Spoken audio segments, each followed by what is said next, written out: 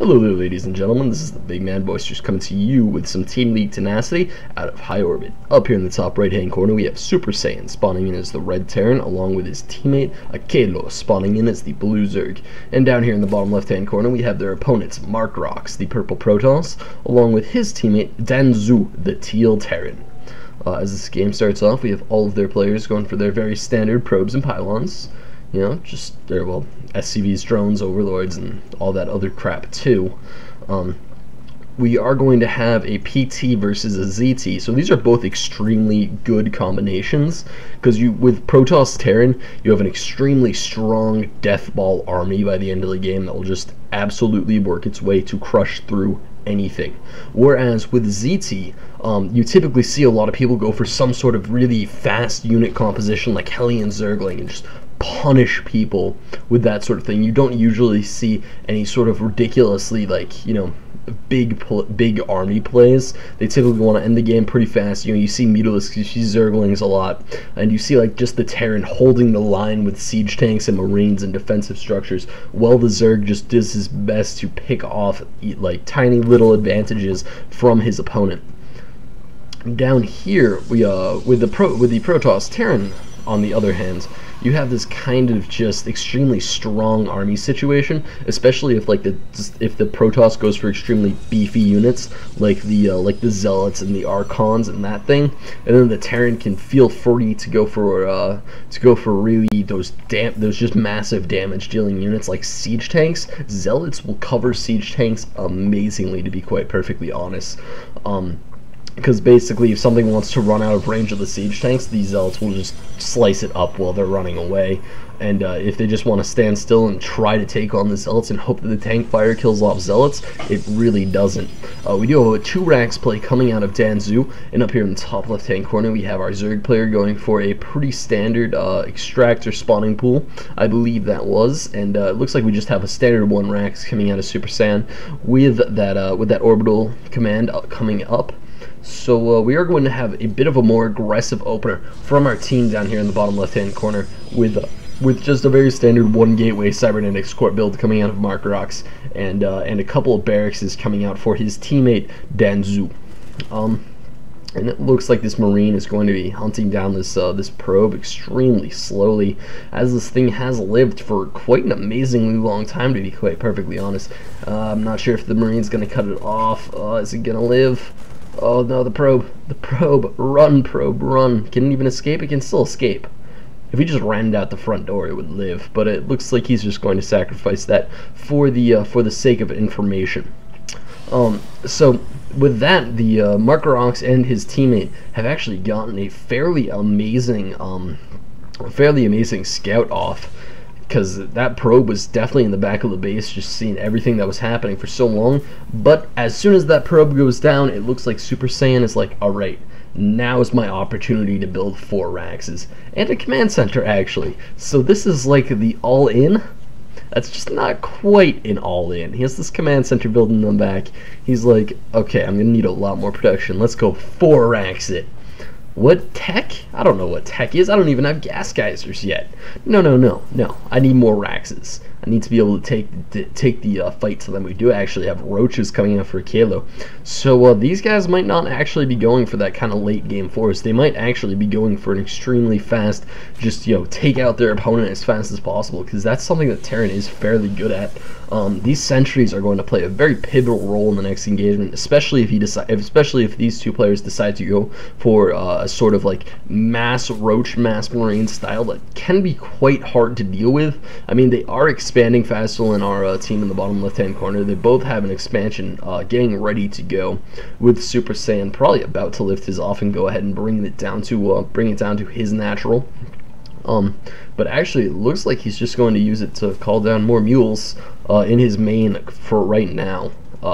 I'm wondering when he's going to lift that off and have it go down and have it set down somewhere else.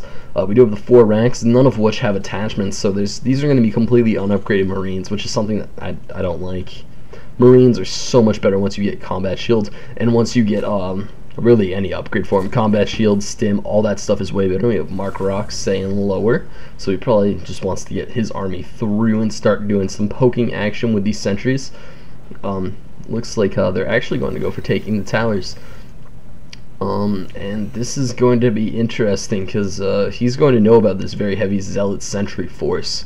And this isn't the greatest, like, kill your opponent force. This is a very, I consider Zealot Sentry an extremely almost defensive force, because it's extremely good at cutting someone's army in half and winning the battle just barely.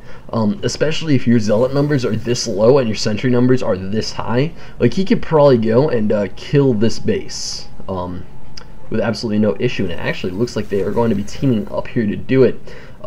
With most of his units actually going over to kill this natural. It looks like he's just going to block off this ramp, and that is a beautiful play.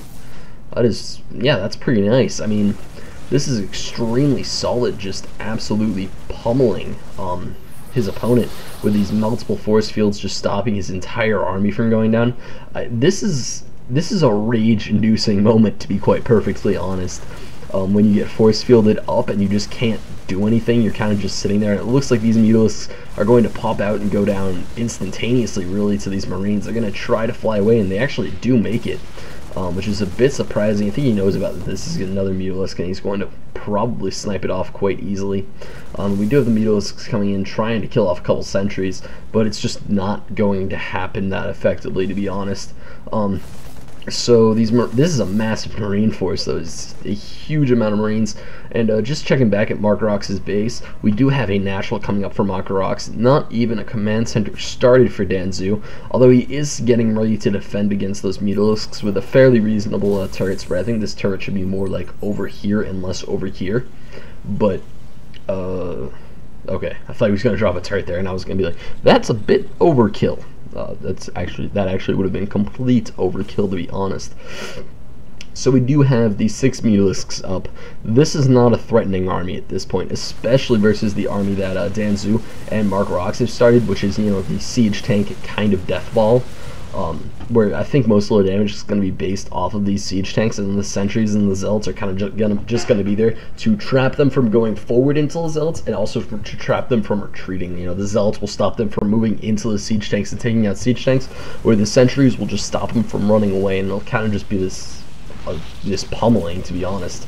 And it looks like we have the 3-gate production from Markrocks holding off this Mutalisk force quite well, as it really just can't push into that sort of a defended area. But these Mutalisks are actually swinging around, and they're going to be running right into the turrets and sentries. So that's not going to be the most effective path for them to take. They're going to try to hook around yet again. But honestly, sentries aren't that bad against Mutalisks. They cost an amazing amount. So, like, you'll trade cost efficiently with somebody if you fight sentries with your Mutalisks. But sentries aren't that bad against Mutalisks. They don't do a whole lot of damage, but neither do Mutalisks really. It'll take a Mutalisk somewhere around 8 shots to actually take down a sentry, so that's a lot of shots you need to dedicate to it, plus the fact that the sentry can put up a guardian shield, and suddenly that 8 shots becomes somewhere around 11 or 12 shots.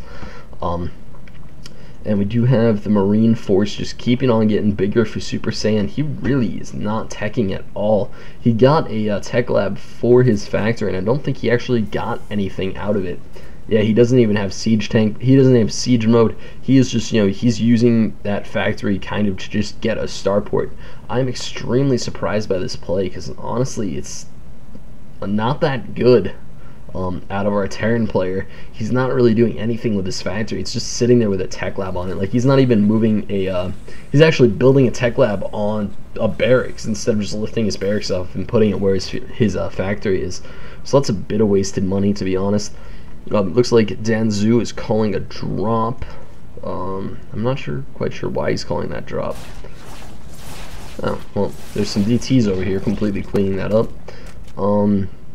Yeah, I still don't know why he called that drop, because I don't actually see a drop play coming out of anybody. It looks like they're just denying these, they're just completely denying any sort of play from coming out of their opponents. I mean, they've killed the naturals of both players multiple times by this point. It looks like this Terran army is actually going to get completely surrounded here. as you know, the Marine meat grinder comes up from behind, and these sentries, if they drop Guardian shields, they actually get cleaned up pretty effectively, to be quite perfectly honest. But the back rocks are down, and that's the dangerous part. These Mutalisks are going to fly right into Marines, and this is just going to do so much terrible. Oh god, the entire Mutalisk cloud is down. Which, granted, it wasn't that big. That's still pretty major, though. I mean, like, they could push into this base, and I think they could at least do some damage. These medevacs are definitely going to help Super Saiyan out with his efficiency with those warriors. So we do have Danxuye retreating, excuse me. He is getting his medevacs out right now, so he's going to start the process of healing his army back up to full. But it's definitely not going to go well for him. We have a ton of photon cannons going down for Markrocks. This is going to be 5 photon cannons just to defend this one base, which, again, that's quite a few photon cannons. He's not using his chrono amazingly efficiently to amazing efficiency. I would like to see him going for yet another upgrade from this forge. He actually has a lot of minerals left over. I'm wondering, like, what type of... Oh, right, he's making DTs. Oh, yeah, of course. So these DTs are definitely being a major drain on his ability to really make anything.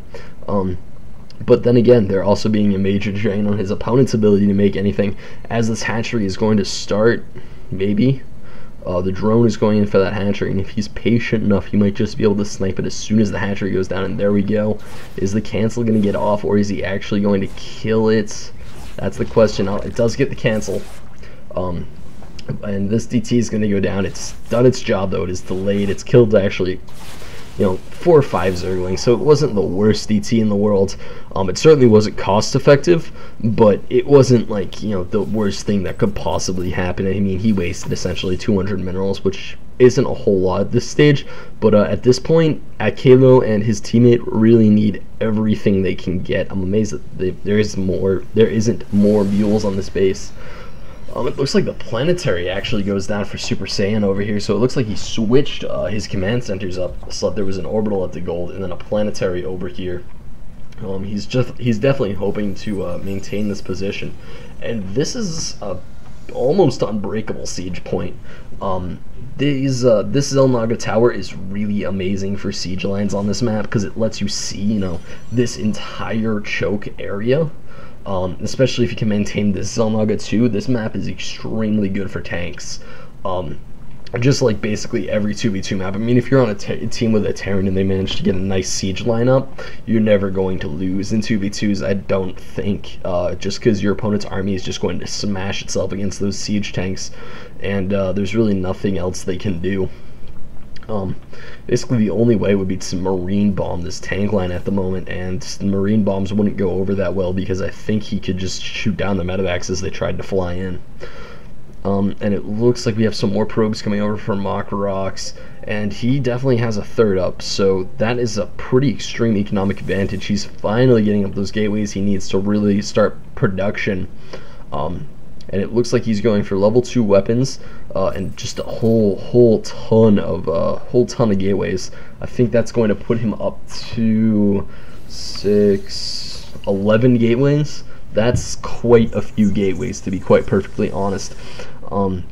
We do have the DTs just sitting out, waiting for their moment to go. I'm surprised he doesn't combine this with Zealots, because Zealot DT is surprisingly good. Because, you know, Zealots are kind of just a big and flashy unit, so your opponent's not really going to be able to focus down those DTs as they just come in and start one-shotting things. I mean, especially like if he just had his Zealots engaged as kind of like Zergling Bolt, and then he snuck around the back with his DTs and just completely cleared out of mineral fields. And if he sees this army moving out, he might actually be able to go for some sort of crazy backstab maneuver and really do amazing work. We do have the army from both of our players, and those and it looks like this orbital is going to go down. Basically, no question. Zealots will clean this up, no issue really.